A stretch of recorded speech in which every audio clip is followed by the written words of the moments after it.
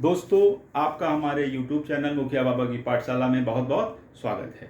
आज हम वेन आरेख के बारे में सीखेंगे और जानेंगे कि किस सरल तरीके से हम वेन आरेख के प्रश्नों को खेलते खेलते हल कर सकते हैं। दोस्तों, आप बड़ी आसानी से इन प्रश्नों को हल करना सीख जाएंगे।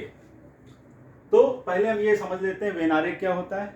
तो वेन आरेख हमारा क्या होता है, जब हम दिए हुए डेटा को किसी ज्यामितीय माध्यम से प्रदर्शित करते हैं, किसी जियोमेट्री के माध्यम से जब हम प्रदर्शित करते हैं तो हमारा वेन डायग्राम कहलाता है।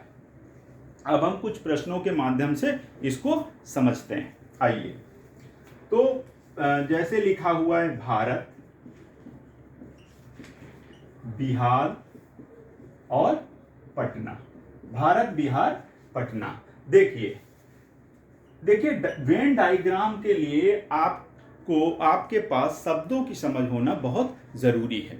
जब तक शब्दों की समझ नहीं होगी, हम उसको समझ नहीं पाएंगे कि किस शब्द का क्या मतलब है, तब तक वेन डायग्राम बनाना थोड़ा मुश्किल होता है।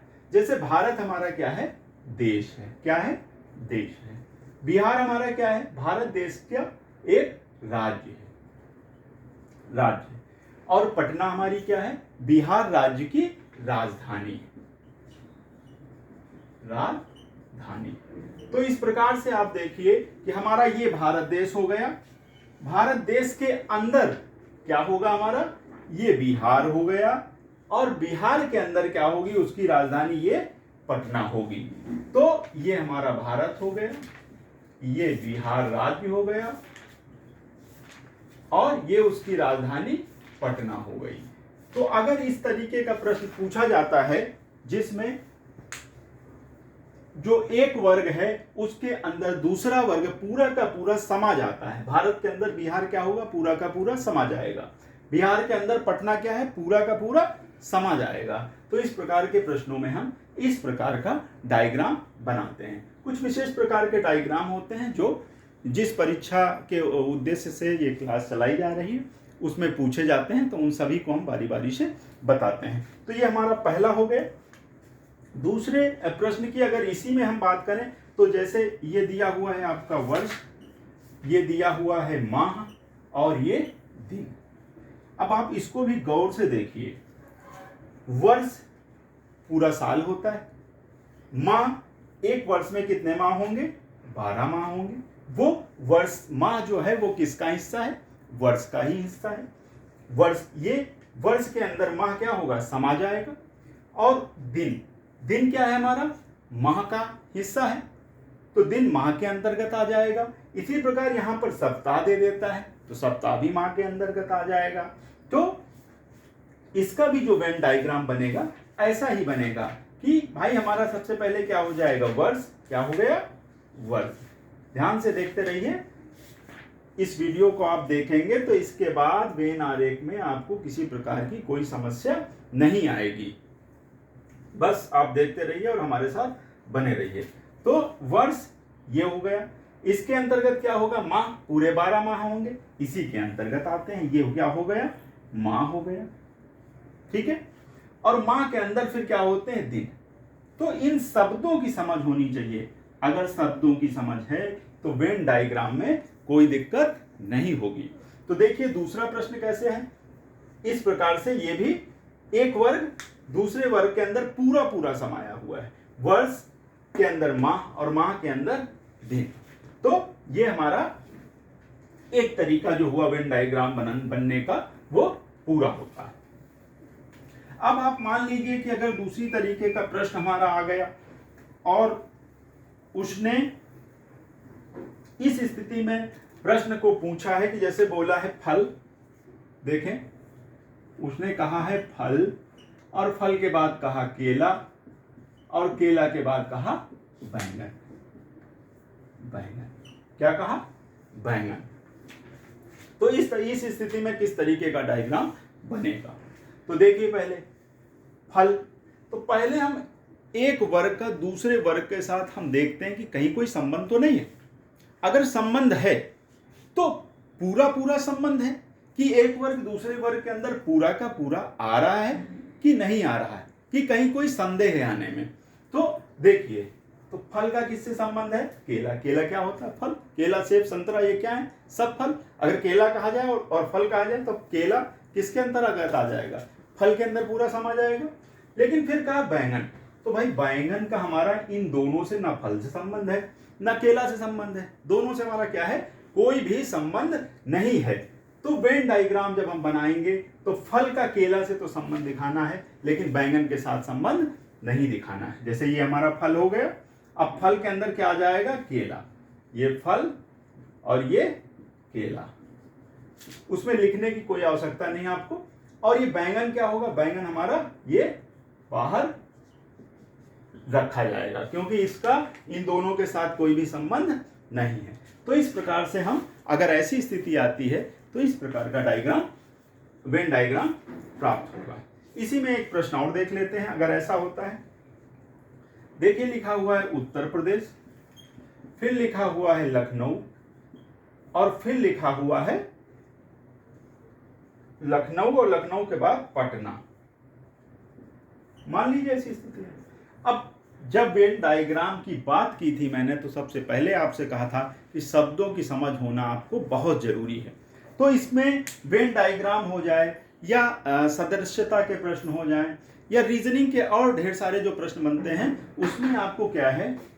राज्य, राजधानी और उत्तर प्रदेश के जिलों के नाम, मंडलों के नाम और कुछ देशों की राजधानी, इसी प्रकार से और ढेर सारा जो है वो ज्ञान होना चाहिए शब्दों का। चलिए इस प्रश्न को देखते हैं। तो उत्तर प्रदेश लखनऊ, क्या उत्तर प्रदेश का लखनऊ के साथ कोई संबंध है? जी हाँ, उत्तर प्रदेश का लखनऊ के साथ बिल्कुल संबंध है। ये लखनऊ क्या है? हमारी उत्तर प्रदेश की राजधानी। लेकिन क्या उत्तर प्रदेश और लखनऊ का पटना के साथ कोई संबंध है? बिल्कुल नहीं।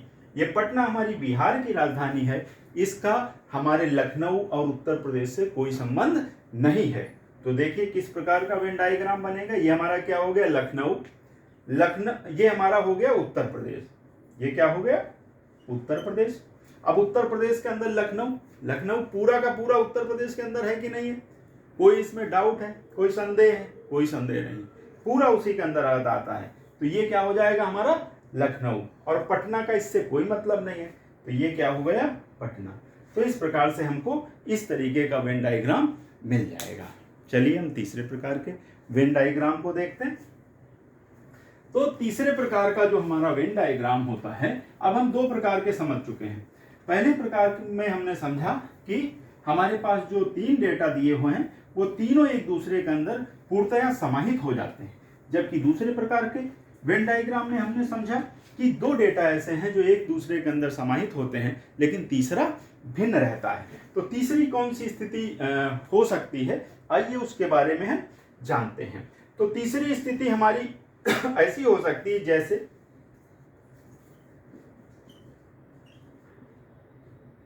विद्यालय, कुर्सी और मेज मान लीजिए। तो विद्यालय या अध्यापक, छात्र मान लीजिए, कुछ भी मान लीजिए, ठीक है। तो अब इसको जरा ध्यान से देखिए। विद्यालय का क्या कुर्सी के साथ कोई संबंध है? जी हाँ, बिल्कुल है। विद्यालय में क्या होती है? कुर्सी होती, ठीक है। विद्यालय का क्या मेज के साथ कोई संबंध है? जी हाँ, बिल्कुल है। विद्यालय में मेज भी होती, ठीक है। लेकिन कुर्सी का क्या कोई मेज के साथ संबंध है? नहीं, कुर्सी के साथ मेज का कोई संबंध नहीं है। तो इसका मतलब विद्यालय के साथ इन दोनों का संबंध है, लेकिन आपस में इन दोनों का कोई संबंध नहीं बन रहा है। तो ये हमारा विद्यालय हो गया, और विद्यालय में ये हो गई कुर्सी और ये हो गई मेज। कुर्सी भी अलग है और क्या है? मेज भी अलग है। क्या है? मेज भी अलग है। और ये दोनों किसके अंतर आ रहे हैं? अंतर्गत विद्यालय के अंतर्गत आ रहे हैं। किसके अंतर्गत आ रहे हैं? विद्यालय के अंतर्गत आ रहे हैं। तो इस प्रकार से बहुत सरल होता है वेन डायग्राम, अगर हम थोड़ा इसको समझदारी से करें। और एक प्रश्न इसमें देख लेते हैं, जैसे पौधा, जड़, तना। सोचिए सोचिए क्या है? पौधे का क्या जड़ के साथ कोई संबंध है? है, बिल्कुल है, पौधे में जड़ होती है। अगर कोई पौधा लिए हैं और उसकी बात करें तो उसमें जड़ होगी। पौधे का क्या तने के साथ कोई संबंध है? जी हाँ, बिल्कुल है, पौधे में तना भी होता है। लेकिन ये दोनों चीजें किसमें होती हैं? पौधे में होती। किसमें होती है? पौधे में होती। लेकिन भाई मेरे, क्या जड़ का तना के साथ कोई संबंध है? कोई संबंध जड़ का तना के साथ नहीं है। तो इसमें हम क्या करेंगे, ये हमारा पौधा, जड़ अलग है, तना अलग है, दोनों पेड़ के हिस्से हैं, पेड़ के ही भाग हैं, लेकिन है क्या, दोनों अलग अलग हैं। तो ये हमारा जड़ हो गया, ये हो गया तना, तो ये जड़ हो गया हमारा, और ये क्या हो गया, तना, और ये हमारा क्या हो गया, पौधा। तो देखिए कितने सरल तरीके से हम वेन डायग्राम को सीख रहे हैं। तो ये बहुत सरल होता है, और परीक्षा में, यूपीएनएमएस की परीक्षा में या अन्य परीक्षाओं में जब पूछा जाता है तो एक बार में 5 से 7 प्रश्न, 8 प्रश्न तक पूछे जाते हैं, और हम बहुत आसानी से इन प्रश्नों को कर लेते हैं। उम्मीद है आपको अच्छी तरीके से समझ में आ रहे होंगे। आइए अब हम जो है अगली स्थिति के प्रश्नों को समझने का प्रयास करते हैं। तो अगली स्थिति हमारी कौन सी होती है, हम इसको जानने का प्रयास करते हैं। तो अगली स्थिति जो हमारी बनती है वो इस तरीके से बनती है, जैसे गेहूं, चना और चावल। ध्यान से देखिए, गेहूं, चना, चावल, तीनों कैसी हैं? फसलें। कैसी फसलें हैं? खाद्यान्न फसलें, खाने वाली फसलें। तो गेहूं, चना, चावल। लेकिन क्या गेहूं का कोई संबंध चना के साथ है? गेहूं का चना से क्या संबंध हो सकता है? कोई संबंध नहीं। गेहूं गेहूं है, चना चना है, उसका उसके साथ कोई भी संबंध नहीं है। दूसरे को देखें, क्या चना का चावल के साथ कोई संबंध है? चना का चावल के साथ भी कोई संबंध नहीं। चना अलग है, चावल अलग है। तीसरा चेक कर लेते हैं भाई, गेहूं का चावल के साथ कोई संबंध नहीं। तो तीनों अलग हैं, तो तीनों को हम क्या करेंगे, ये गेहूं, ये चावल और ये चना। ये क्या हो गया आपका गेहूं, ये क्या हो गया चावल, और ये क्या हो गया चना। हो गया।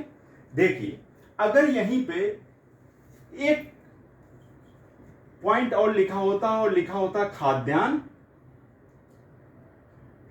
खाद्यान्न फसल, थोड़ी देर के लिए मैं थोड़ा सा इसमें बताना चाह रहा हूं। अगर लिखा होता खाद्यान्न फसल या फसलें, ठीक है, तो क्या होता? तो ये तीनों चीजें किसमें आ जाती हैं? खाद्यान्न फसलें। ये गोला तीनों को घेर लेता, और ये क्या बन जाता? खाद्यान्न फसलें। तो एक बात याद रखिएगा, ऐसा नहीं है कि 3 का ही देगा, 3 का दे सकता है, 4 का दे सकता है, उससे कोई मतलब नहीं। हमारे पास डेटा होना चाहिए, और डेटा को हमें ज्यामिति के माध्यम से व्यवस्थित करना है, शब्दों को समझ के व्यवस्थित करना है, शब्दों को पहले समझना है, फिर उसके बाद उसको रखना है। जैसे दूसरे प्रश्न को, एक प्रश्न हम और देख लेते हैं इसमें, जैसे लीटर, मीटर और किलोग्राम। बताइए, ये सभी मानक मात्रक हैं, लेकिन क्या किसी का किसी से कोई संबंध है? किसी का किसी से कोई संबंध नहीं है। मात्रक तो सभी हैं, लेकिन लीटर का न मीटर से कोई संबंध है, न मीटर का किलोग्राम से है, और ना ही लीटर का किलोग्राम से है। तो दोस्तों बताइए, इसमें वेन डायग्राम अगर हम बनाएंगे तो क्या स्थिति बनेगी? सोचिए। तो लीटर का कोई संबंध नहीं, मीटर का कोई संबंध नहीं, किलोग्राम का कोई संबंध नहीं। तो दोस्तों इसमें लीटर, मीटर और किलोग्राम जो होंगे वो कैसे होंगे? तीनों अलग अलग बनेंगे, और इस तरीके का जो है वेन डायग्राम प्राप्त होगा।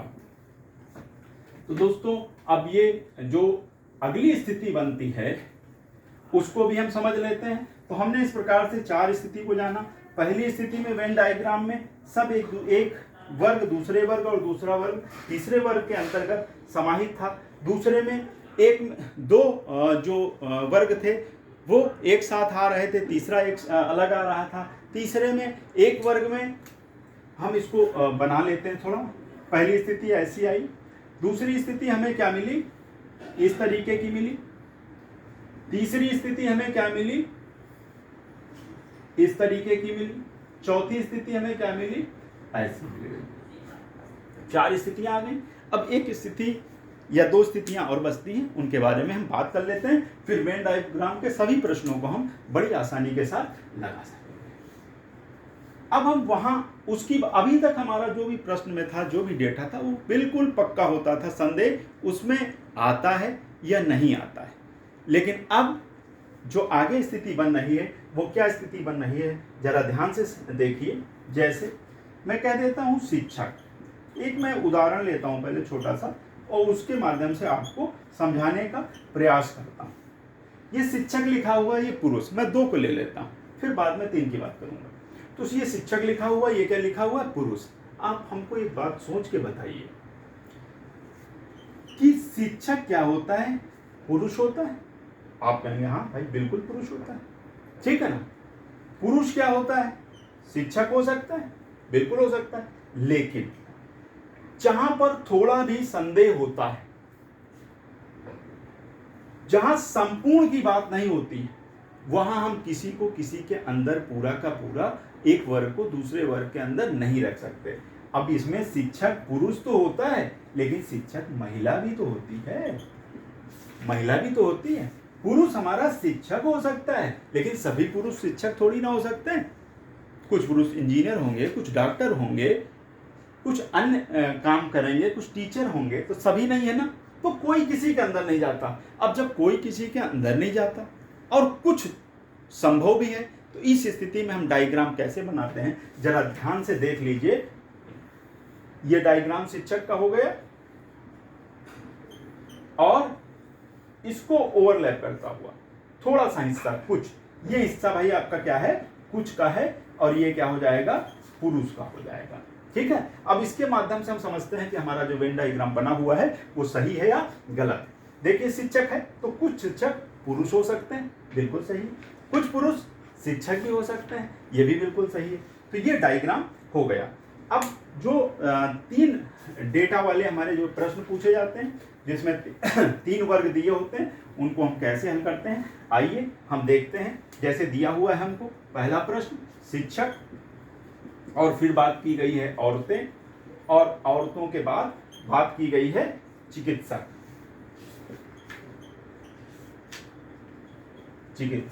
अब भाई इसको हम देख लेते हैं जरा।